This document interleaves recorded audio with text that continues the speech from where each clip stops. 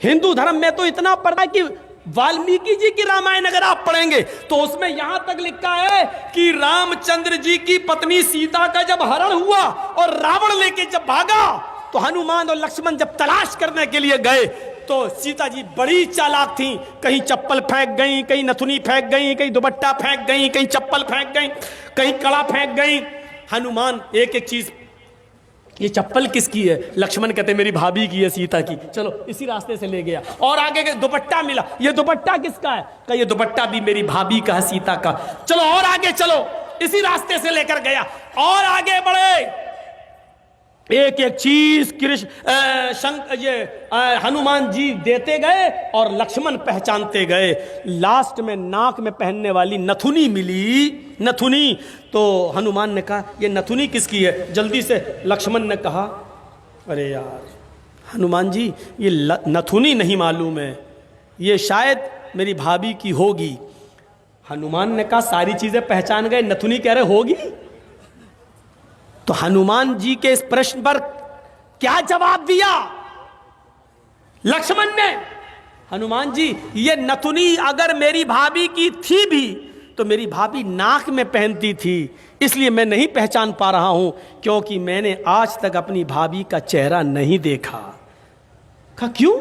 कह रहे वो मेरी भाई की पत्नी है सीता, मेरे भाई की राम की पत्नी है, मैं कौन होता हूं उसको देखने वाला, उस पर नजर डालने वाला, उसके चेहरे को देखने वाला।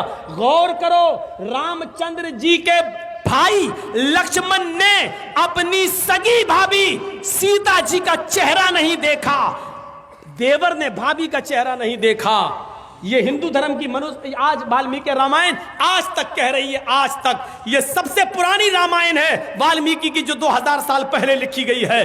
आज तक उसके अंदर ये लिखा है कि राम के छोटे भाई लक्ष्मण ने सीता का चेहरा नहीं देखा। आज भी बहुत सी सभ्य समाज की स्त्रियां जब ट्रेनों में हिंदू की सफर करती हैं तो आप देखिए साड़ी पहनकर ऐसे लंबा घूंघट ऐसे मार लेती हैं, चेहरा नहीं खोलती हैं वो ट्रेनों में और बसों में। आज भी सभ्य समाज की उसी वाल्मीकि रामायण पर अमल करते हुए वो किसी को अपना चेहरा दिखाना गवारा नहीं करती। अल्लाह की मार ऐसी पड़ी, कल तक जो पर्दे का चेहरा छिपाने का मजाक उड़ाते थे, आज अल्लाह ने सबके चेहरे छिपवा दिए। छिपाओ, डालो मास्क अपने मुंह पर। बहुत बंदरियां बनी फिरती थी अमेरिकन, चुड़ैल जैसे मुंह लिए भेजे। ये खूबसूरत होती थोड़ी है आपको जैसा लगता है। अगर बारिश हो जाए ना सड़क पर बाजारों में तो इनका सारा क्रीम और पाउडर धुल जाएगा, इनकी औलाद इनको नहीं पहचान पाएगी कि मेरी अम्मा कहां गई। आप जिनके पीछा कर रहे हैं ये तो लिपस्टिक और क्रीम और पाउडर से लगती है 60 साल। आपको यकीन बता, मेरे इलाके का वाकया बता रहा हूं मैं आपको। 60 साल की बुढ़िया ने पहन लिया बुर्का, और खूबसूरत बुर्का, डिस्को बुर्का, फूल उल चढ़े हुए। अब 60 साल की बुड्ढी बेचारी चल रही है, बुर्का देखकर एक नौजवान उसका पीछा करने लगा। इतना खूबसूरत बुर्का था वो, नौजवान उसका पीछा करने लगा, चलने लगा। इसने पीछे मुड़ के देखा कोई लड़का मेरा पीछा कर रहा है, और लड़का ये समझा कि धीरे धीरे चल रही है, शायद मेरी वजह से लाइन दे रही है। वो अपने बुढ़ापे की वजह से धीरे धीरे चल रही थी, कमजोरी की वजह से। लड़का समझा लाइन दे रही है। थोड़ी देर के बाद जब ये आगे पहुंचा, लड़का और औरत वो बुढ़िया समझ गई कि ये कमीना मेरे पीछा कर रहा है, तो उसने नकाब खोल दिया। खूबसूरत नकाब, बोल बूढ़े लगे हुए, नकाब खोल के कहती बेटा मेरा पीछा क्यों कर रहा है, मैं तो तेरी अम्मा की उम्र की हूँ। कम बखत 2 घंटे की मेरी मेहनत बेकार कर दी बुढ़ी ने, हमें क्या मालूम खोदा पहाड़ निकली चुईया। तो लड़के को भी गुस्सा आया, कहने लगा अरे अम्मा हम अपने लिए नहीं अपने अब्बा के लिए ढूंढ रहे थे। सोचा कुछ तो कह दूं इस बुढ़िया को, हैं? इस उम्र में तू इतना खूबसूरत बुर्का पहन के जा रही है, फूल सजे हुए। लड़का सोचने लगा जब बुर्का इतना खूबसूरत है तो बुर्के वाली कितनी खूबसूरत होगी, लगा उसका पीछा करते हैं। लक्ष्मण ने अपनी भाभी का चेहरा नहीं देखा। हर पढ़िए हदीस, अय अल्लाह के रसूल अराइतल हमवा या रसूल अल्लाह, अय अल्लाह के नबी देवर के बारे में आपका क्या ख्याल है? क्या मैं देवर से पर्दा करूं? एक ही घर में होते हैं, देवर और जेठ का आना जाना रहता है, हमारे अपने रिश्तेदारों का आना जाना रहता है। आए अल्लाह के नबी, क्या मैं देवर से भी पर्दा करूं? अल्लाह के नबी का जवाब ये था, हाँ दूसरों से पर्दे में कुछ कमी हो जाए तो चलेगा, दूसरों से पर्दे में कोई कमी हो जाए तो चलेगी, लेकिन देवर से पर्दे में कमी नहीं होनी चाहिए। अलहमुल मौत, देवर तो भाभी के लिए मौत है, देवर तो भाभी के लिए मौत है। जिस देवर से सबसे ज्यादा पर्दा है, आज हमारी औरतें, हमारी माँ बहनें देवर से ही सबसे ज्यादा खुली होती हैं। जो मजाक शौहर से भी नहीं करती वो देवर से कर लेती हैं। और एक हम हैं, भाभी को घर पहुंचा दो, अपने छोटे भाई को कह रहे हैं भाभी को घर पहुंचा दो। और ऐसे ही ससुराल में हमारा हाल है।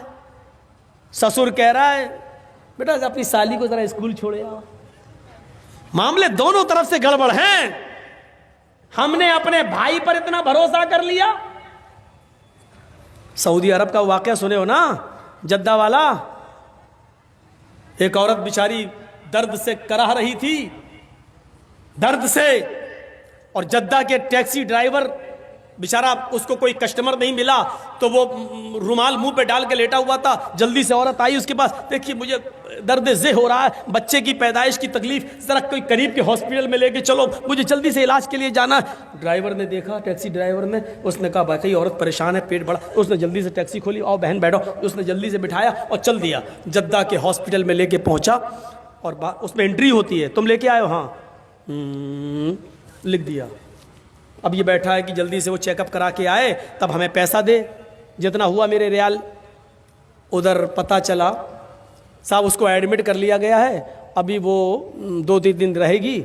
आप उसके साथ आए हैं? इसने कहा जी। कहा ठीक है, उसको एडमिट कर लिया गया है। और उसने सोचा कि चलो अब हम चलें, 1-2 दिन के बाद आऊँगा, देख लूँगा अगर बच्चा अच्छा पैदा, अभी इतनी जल्दी छुट्टी थोड़ी हो जाएगी, डिलीवरी का मामला है, जब गुजरूंगा तब ले लूँगा पैसा। ऐसा वो चला गया। ये घर में जैसे ही लेटा, इशा के बाद सोया, फजर की नमाज जमात के साथ पढ़ने जाता था और फजर के बाद टैक्सी चलाता था। फजर की नमाज पढ़ के जैसे ही घर आया, इसकी बीवी ब्रेड और आमलेट बना के लाई। टेलीफोन की घंटी बजने लगी इसके घर पर, क्योंकि जब रजिस्टर पे जब इसने औरत को छोड़ा तो अपने घर का मोबाइल फोन और नंबर सब लिख दिया था। फोन फला बोल रहे हो जी? भोपाल के रहने वाले थे ये लोग, टैक्सी चलाते थे 20 साल से सऊदी अरब में, जद्दा में। अच्छा तुम या अपने घर पे आराम कर रहे हो? का क्या हुआ?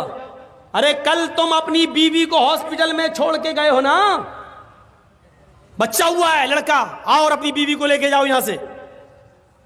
कहता है डॉक्टर दिमाग तुम्हारा ठीक है? बीवी? अच्छा हुआ ये फोन मैंने उठाया, कहीं मेरी बीवी ने उठाया हुआ होता तो कयामत आज ही आ गई होती। कहा आ रहे हो या मैं पुलिस भेजूं तुम्हारे घर? जिस औरत को यहाँ एडमिट कराने आए हो उसने कहा वही मेरा शौहर था जो यहाँ छोड़ के गया है। मैं आ रहा हूं, तेरा सत्यानाश जाए चुड़ैल डाइन। उसने टैक्सी चलाई और धर से चलाता हुआ चला गया। कहने लगा क्या बदतमीजी है? उसने कहा तुम मुझे छोड़ के चले गए, तुम्हें शर्म नहीं आई? मैं कितनी परेशान रही। रोना शुरू कर दिया। औरत के आंसुओं में भी बड़ी ताकत होती है। वो कहने लगा ये क्या बदतमीजी है? डॉक्टर साहब ये मेरी बीवी नहीं है। डॉक्टर साहब नोक झोंक तो सब घरों में हो जाती है, थोड़ी सी लड़ाई हो गई, हमें यहाँ छोड़ के चला गया।